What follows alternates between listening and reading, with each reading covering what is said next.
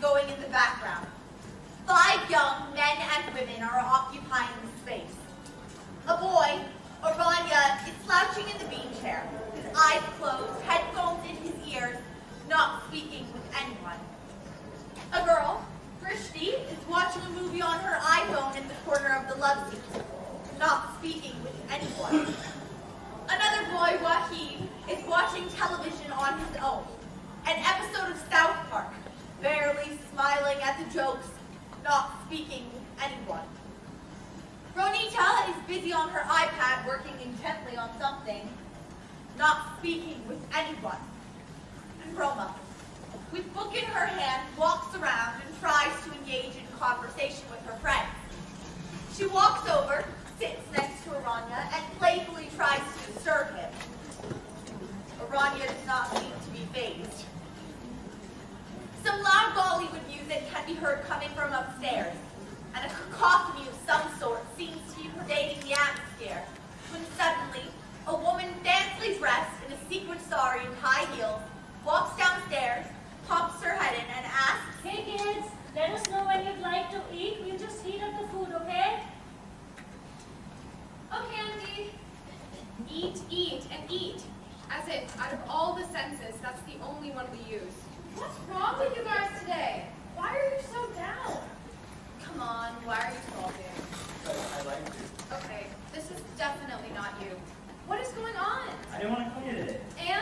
And my mom made me. you didn't want to hang out with us? No, not really. Okay, now I'm offended. Just leave him alone. So what are we doing today, now that our parents are partying? Aranya's in his own world, his own music and his ears. Brishti is watching a movie on her own. Ronita's on her iPad. Wahid is watching South Park. And me, just wandering and wandering. Why don't we all come watch South Park with me? because we aren't interested. Why do we have to watch what you want to watch? Because I don't want to watch what you want to watch. Okay, this isn't going anywhere. Where do you want it to go? I don't know. I want to have our party. Let's play a game. Oh, look, there's Twister. Let's play Twister. I want to play Twister. Twister, come on, come on. Please, no.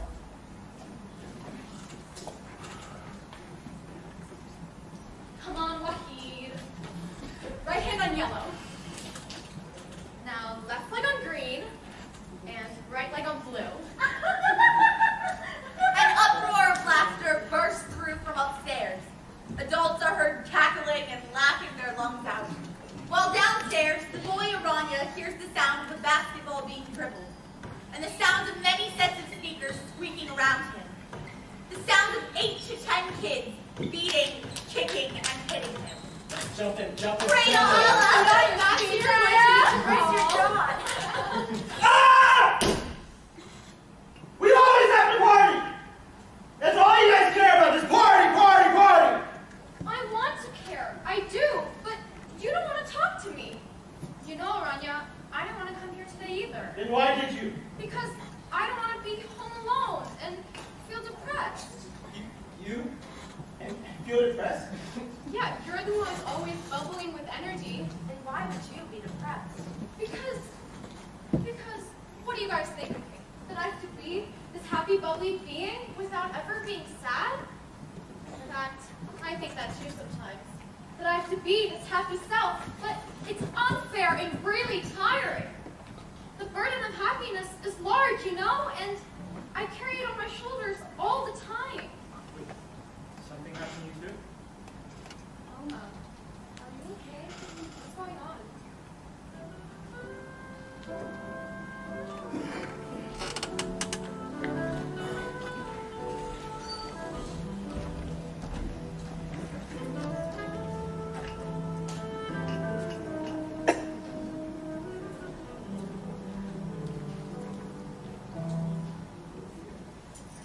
Roma's story. School cafeteria. Hey, how was your day? Fine. You can ask me about my day? Oh yeah, how was it? Your day? It was okay. Are you going to Mr. Stiller's tutorial tonight? Why should I? Because I would like if you could. And why is that? Roma, come on, what's wrong with you today? Chris, do you understand? Everybody's talking about us. You Because we're different, you know? I mean, everybody's different. Who's the same? You know, Chris, what I'm talking about. Everybody's teasing me. Why, babe? Hey, Roma, have you guys done it yet? What are you talking about? Be careful, though. You don't want checkered babies coming out. What is that supposed to mean, Lisa? I'm just saying. Checkered. God, sometimes I wish I were white. All the perfect girls are white. But this is who I am, and I have to constantly remind myself of that. I'm tired. Do they single me out because I wear a shoddy on Culture Day? You know, what hurts me most is my friends are in that group. And they're laughing at me too. Don't listen to them. They're clueless. Just relax.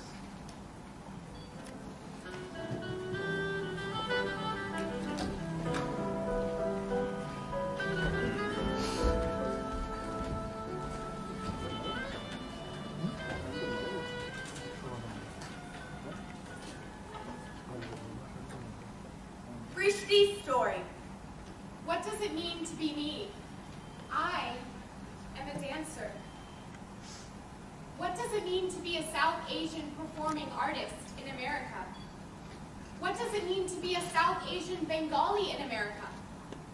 How do I justify my authenticity as a South Asian dancer to everybody? When I dance, I pour my heart and soul and all that I have within me. Sometimes, my basic identity comes into question.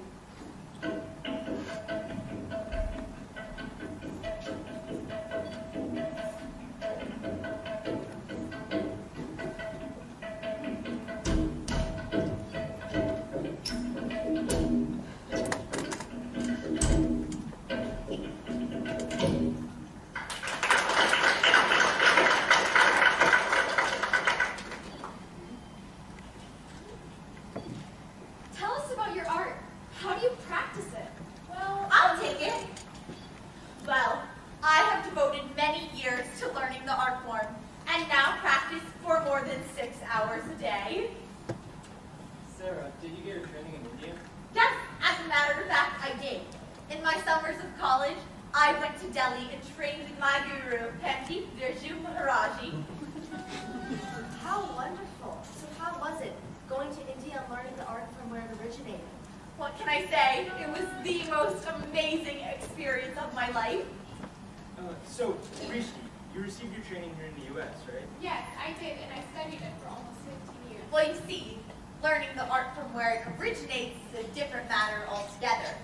When I was in Delhi, our workshops lasted all day, and just to be submerged in what you love to do all day, day after day, it's very fulfilling. Can you tell us, Sarah, what motivated you to study this Indian dance form? Did you ever visit India before? Were you inspired by some dancer? And there I was, standing on the sidelines. Even though I am the more experienced dancer, even though I spent years and years in training and learning and practicing my art. But it didn't matter, because I was an Indian American, born and raised in America. Not a true Indian who deserves to be respected and taken seriously. And in India, when I go back to my family home in Kolkata, I am not Bengali enough, not Indian enough to be taken seriously by my own cousins and relatives. They all laugh and talk and crack their own jokes. Sometimes their laughter pierces through my ears, shattering the four walls of the room. And when they joke, they make very specific jokes. Jokes that only a Bengali living in Kolkata would understand.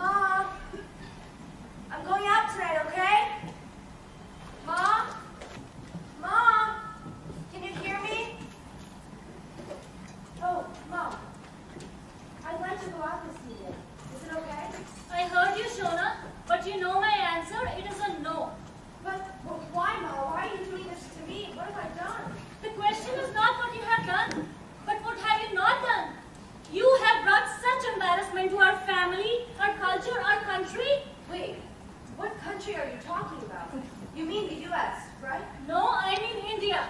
We are from India, and we have a culture that we are proud to uphold and preserve. But I am not from India. I am from here, and I am proud to be American. But you are an Indian too, Ronita, and you cannot forget that. Look at your skin color. Look at your family. Look at yourself and stop pretending like you are some gay Firangi gallivanting across town. I'm not pretending, I am! Hold your tongue, Ronita. This is what you do to us. After all we have done for you, we are working very hard, Shona, all for you. Your father is working 2 jobs. I am working part-time. Who do we have in America? A country that will always remain foreign to us but you. You can't call yourself gay. You can't be gay. You can't do this to us, Ronita. You just can't.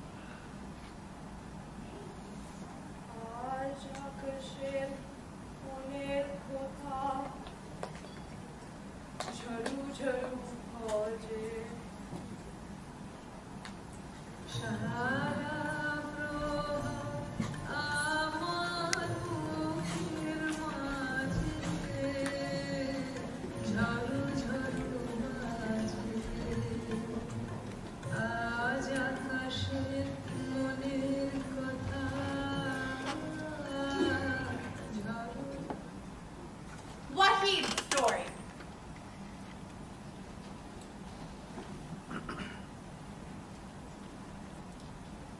Why are you so late, Wahid? Because I stayed after school again for help. That is what you said last time as well. Is it true? What do you mean, is it true? I mean, I asked Ben's mom if he was seeing the teacher for extra help in physics because you said both of you were going to miss her all for extra help. And you know what? She said that Ben had crew practice most days after school and could not go. What do you think I am? Stupid. I'll move. I have to work on a project, okay? Project? What project? Let me see it. No, you can't see it because it's my stuff. I throw my backpack across the floor, and my folder across the table. Sheets of paper fly out. A picture of a girl flies out. One of my classmates. I dash to grab the photo, and at that point, all hell breaks loose.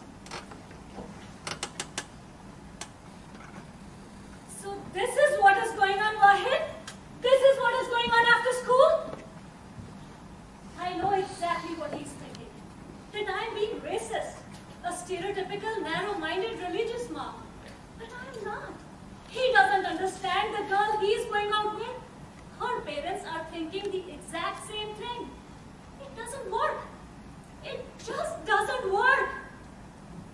Are you still seeing that Hindu girl from India? I'm not going to answer that, Moo. Yes, you have to. I told you not to see that Hindu girl. What are you talking about, Moo? She's my classmate. Classmate? Then why are you carrying her picture? I don't know. She just gave it to me. I don't know why. How am I going to stop him? This will ruin him.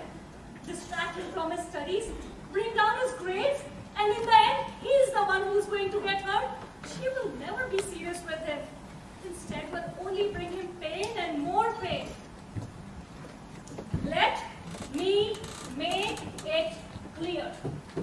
You are not going to go out with a Hindu girl. And why not? Why can't you hang out with guys, your male friends? Seriously? Yes, So you'd rather be gay? What? Yes, that's what you're saying. You don't want me to hang out with a girl because she's Hindu. You're okay if I hang out with a guy friend. How dare you talk to me like that? Why don't you understand? At the end of the day, you are still a Muslim boy to them. In exasperation, a tussle happens. We knock everything to the floor, and a condom falls on the ground.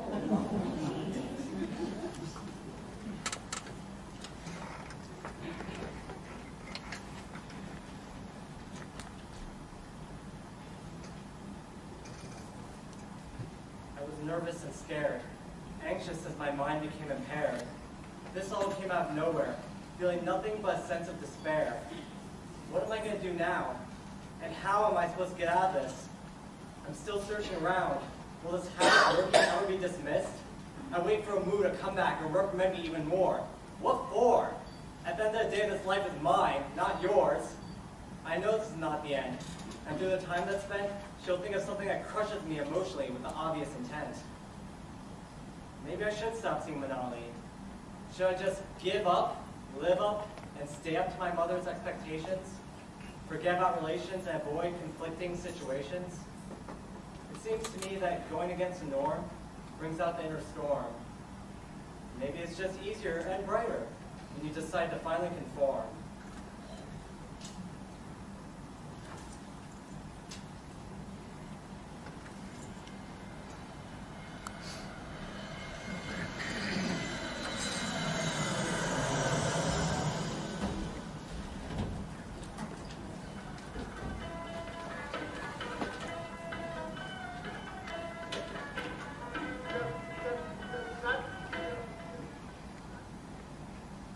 Brishti's story continues.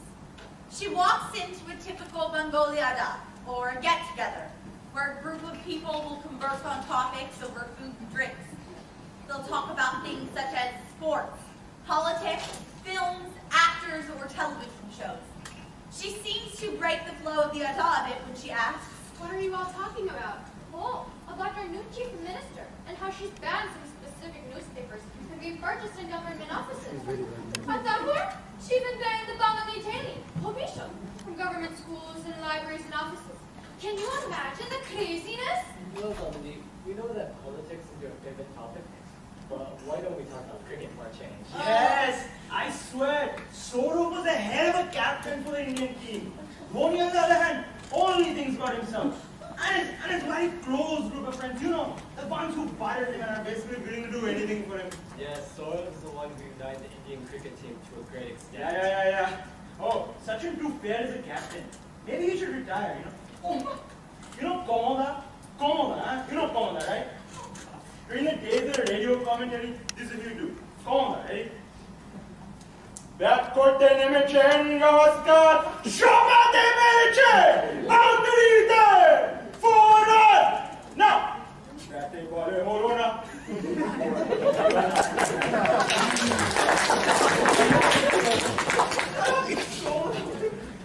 Look at that! Poor Brishti. Even by being Bangali, you're really not. You can't even participate in any of our discussions. Hey, do you even know what we're talking about? No, I don't actually, because you don't include me. But we didn't exclude you. But you're so Americanized that whatever matters to the Bangali psyche is so far from your reach. That is not true. I'm a trained Kathak dancer. I can speak in Bangla, but it's just that you guys are constantly speaking about what is happening here in Kolkata or India, and that is so distant to me. Because you yourself are so distant, Brishti. You don't know the nuances of our culture. These things are part of our lives and so close to our hearts. But I don't live here in Kolkata. How am I going to understand if you don't explain it to me? Hey, can anyone help me put on this sari? I can't just figure out the whole thing. I can't.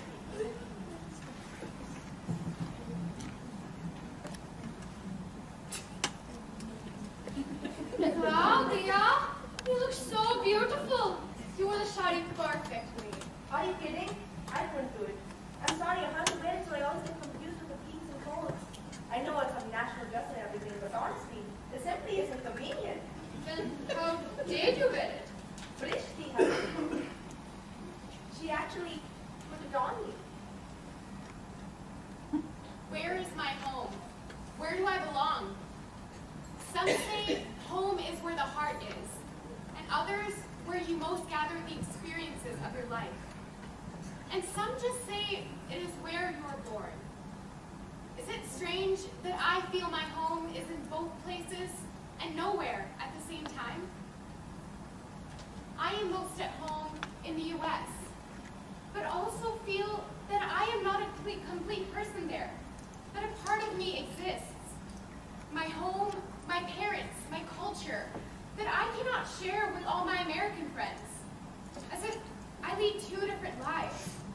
And in Kolkata, my other home, where I visit every year and stay with my cousins and the Indian culture surrounding me, I do feel at home sometimes, but there also I will remain an outsider, always.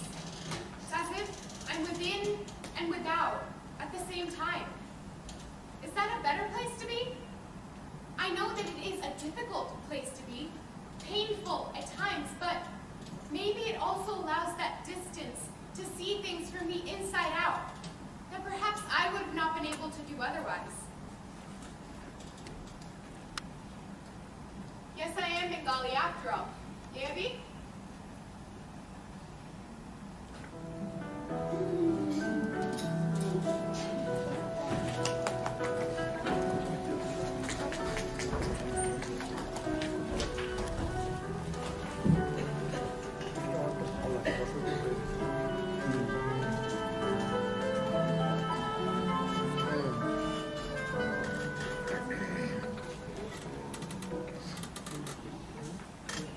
Ronita's story continues. Her mother is walking through her garden. It is early summer. On one side of her yard is the vegetable garden, with zucchini, eggplant, red, green, yellow peppers of all kinds, including the habanero, which she has so meticulously planted with all of her tenderness and care. On the other side is the flower garden, with azaleas, rhododendrons, lilies, and sunflowers that look bright, happy, and gorgeous. While her garden is in full bloom, the relationships in her life seem to be withering away with the gentle summer breeze. Ronita has left home. She has not spoken to Ronita in 6 months. She sits on a garden chair and writes a letter to her daughter. My darling Shona, I can only hope that you understand me. I can only hope. In trying to find that elusive thing called love with your father all my life, I sometimes lose sight of love itself, in whatever form it may so appear in this world. I realize if you think you have found that precious form of love, who am I to come in your way? It's only that you have chosen a non-conformist path that I know is fraught with hardship and rejection from every angle. It is the pain that you will feel as a result that causes this pain in me for you. Life is so hard and painful, even when you follow the norm. Just imagine what it will be once you have sidestepped it. It was my decision to be with your father, even though we both knew we were miles apart, because I did not have the courage to defy the norm. In a way, I am inspired that you have the zeal and passion to follow your calling. My only hope that your life remains a bit less painful than mine.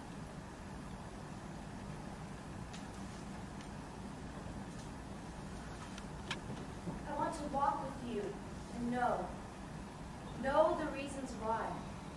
I want to walk inside of your shattered heart to ask the lost dust, the shy, dispersed jasmine. Why? Why this miserable dirt? Why this forsaken light? Why this shadow without stars? Dear Mom, I am who I am, and I am your girl. Remember when you and I were rowing about the still waters of Green Lake in May and saw the sunset? In the horizon, there were patches of gray clouds, and the sun was desperately trying to set between them because it had to rise somewhere else. But in the dying moments of the day, it splashed all these colors like Jackson Pollock would have done on his gray canvas, the dripping shades of orange and red and amber and rust, drop by drop by drop. Can you hold me? Give me a hug, Ma? Please, Ma? I will always remain your girl.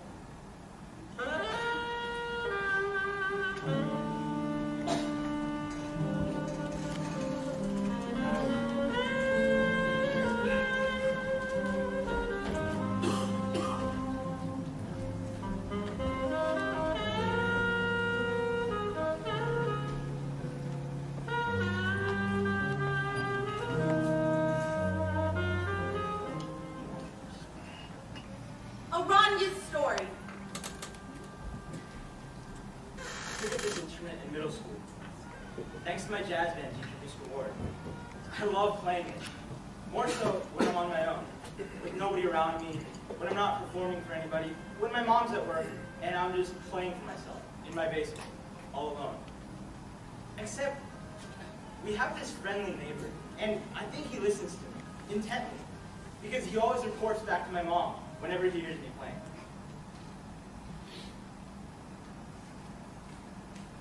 Something happened to me in school the other day, and I didn't want to tell my mom.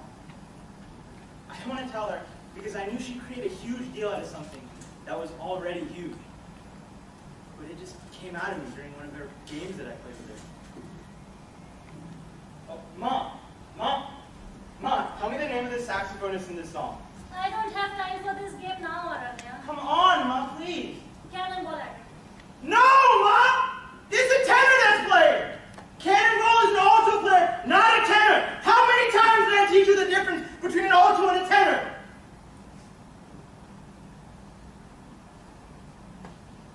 Alright, answer the next one for me. Who's this saxophonist?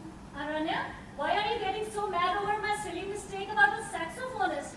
I told you I am busy finishing a marketing plan before. I can't pay attention to anything else. Aranya, what's the matter? Stop this pressure tactic, Aranya. I told you I was busy. Is something wrong? Come on, tell me quick. No, nothing. Nothing? What do you mean nothing? There must be something. Tell me now, Aranya. I had to. I just had to. I couldn't hold it back from her as much as I tried. Until that day, I didn't quite understand what being jumped really meant. It was at the end of our gym class. We played basketball, and it was time to change in the locker rooms, get ready for the next class. Suddenly, I felt the hand grab onto my shoulder from behind. I turned to look and realized all of a sudden I was on the floor.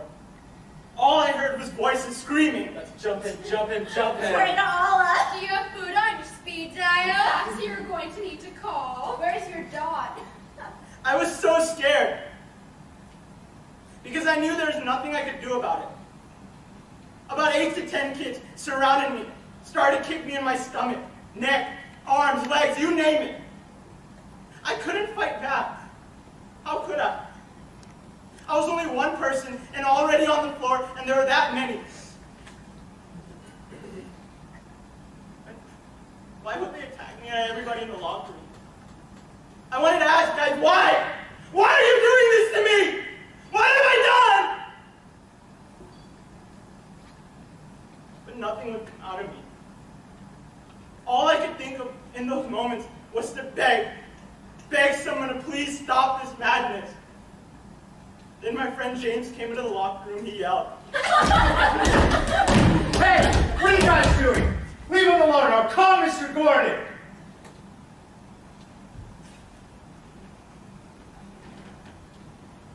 Immediately, everything stopped. I was left alone to lie on the floor of the gym. James came up to me and gave me a hand. At that point, I couldn't even face up to him. How was I going to face everybody else? My classmates, my teachers, my friends, what was I going to tell them? That I'm such a loser? Where a bunch of kids just take me down and I can't even do a thing? No. This did not happen to me. This did not happen to me. How could this happen to me? Nobody can ever know this happened to me. My friends can't know this. But what about those kids? They're surely going to tell everybody else. I go to the bathroom, splash water on my face, and more, until I can't taste the salt anymore. I wash my dirty hands, wipe my eyes with the brown recycled paper towel. My throat is dry. I want to swallow the lump. I'm a teenager. I'm a man. I can't cry and I shouldn't cry. I should be strong.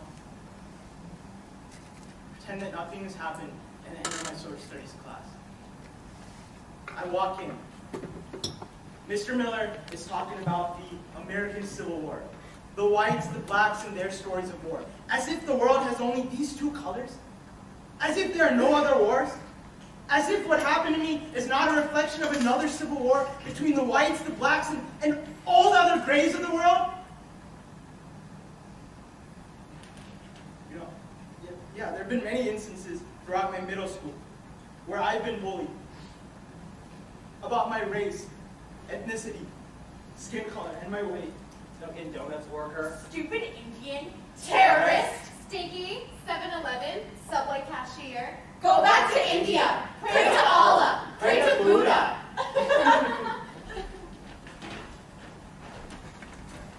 Shame. I just felt shame. I don't know for what and why, but it was this overpowering feeling of shame and embarrassment that consumed my days, weeks, and months after the incident. On the other hand, I do feel like these events made me into a stronger person, giving me a stronger outer shell. I've heard the saying, ignorance is bliss. But to me, these ignorant peers of mine are not in any blissful state, but in a state where they're drinking their own drink of hatred, intolerance, and inanity.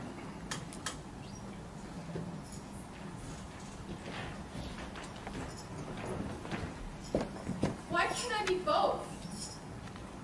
Am I authentic? Is it just easier to conform? Am I still not your daughter? Is ignorance really blissful?